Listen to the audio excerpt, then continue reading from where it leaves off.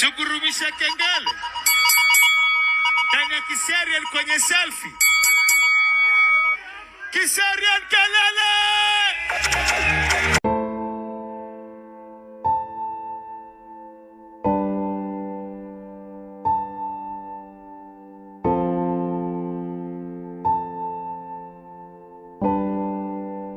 It is with deep sadness that Kenya finds about the devastating news mc.fullstop, born John Maina, has passed away.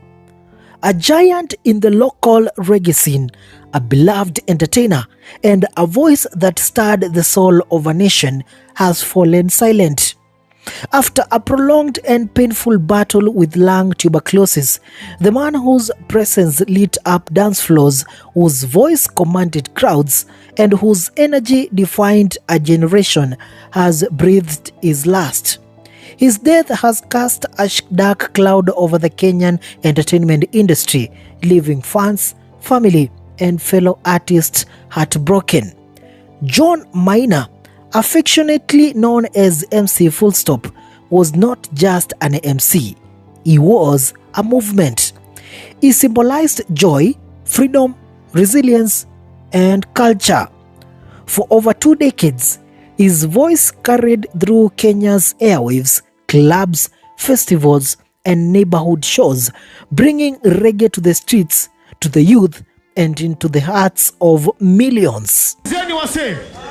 Jana nilikuwa mtaani, nimetulia nikishikiza jaba, alafu nilikuwa nimekaa na Adija Azim Palma. Somebody say oh, somebody say awo. Alafu tenje yake ikaguruma. Unajua vile tenje ile guruma alisemaje?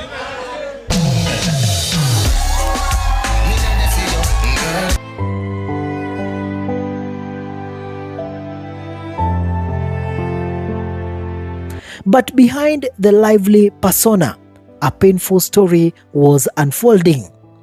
Back in the year 2023, troubling rumors began circulating online, whispers that mc.fullstop had passed away.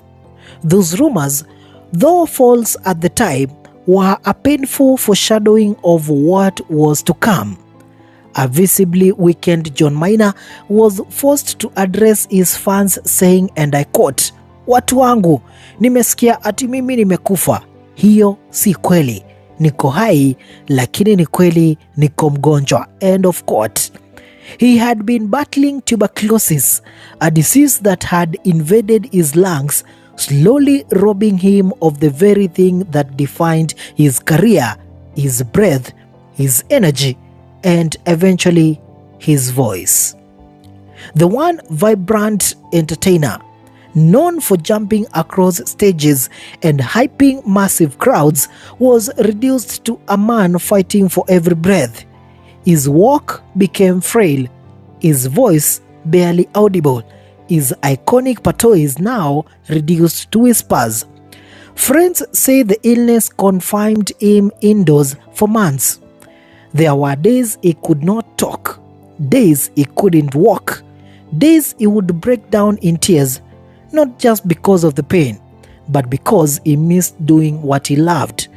For someone who lived to be heard, silence became his prison. But still, he never gave up.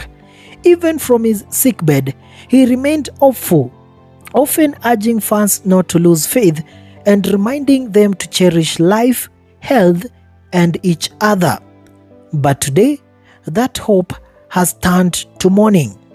Across social media, tributes continue to pour in from longtime friends like DJ Duan, the likes of DJ Kalonche, fellow DJs, artists, and fans whose lives were touched by his work. Some are sharing their last selfies with him. Others, videos from better days where he would jump on stage shouting, "Theka, theka, theka, ring the bell Rasta," with boundless fire. In Nairobi's Umoja Estate, where mc.fullstop grew up and spent most of his adult life, the atmosphere is heavy. Makeshift shrines have already begun to form, candles, will burn through the night. Posters, you're sure, will be hung on poles, and murals are going to be drawn. Reggae Sound Systems play his most iconic show intros on loop in the estate. For many in Umoja and beyond, his death feels like losing a brother, a father, a storyteller, and so on. He was one of the few artists who made reggae accessible to common Kenyan. While others took the international stage, MC Full Stop stayed rooted in community. He hosted street shows in Eastlands, mentored young DJs, attended charity gigs for free, and never turned his back on the ghetto. His legacy is more than music. It's the young boy who picked up a mic because he had Full Stop on ghetto radio. It's the woman who felt seen in his conscious lyrics. It's the father who took his kids to a family reggae night and danced with joy. His life was about giving. His death, a reminder of what we have lost. And yet, even in death, MC Full Stop teaches us something. That health is wealth. That life is fragile. That sometimes our heroes suffer silently. And that behind the laughter and the lights, even legends cry.